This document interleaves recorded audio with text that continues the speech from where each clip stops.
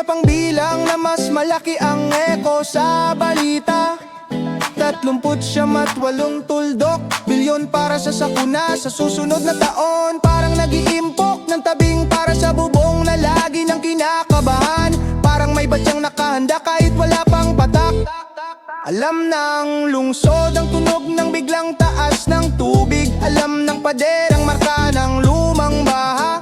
Alam ng palengke kung paano lumulutang ang presyo sa umaga. Sa taas ng tulay, busina at singaw ng makina ang dasal. Sa baba naglalakad ang mga anino na may bitbit na supot. May ngumunguya ng tahimik, may nakapikit sa biyahe, may nakatingin lang. Parang lahat humihinga ng maiksi para magkasya ang gabi.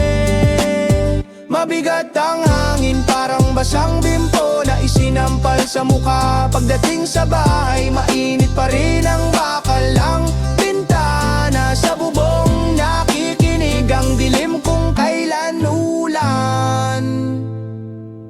Mabigat ang hangin, parang basang bimpo na isinampal sa mukha.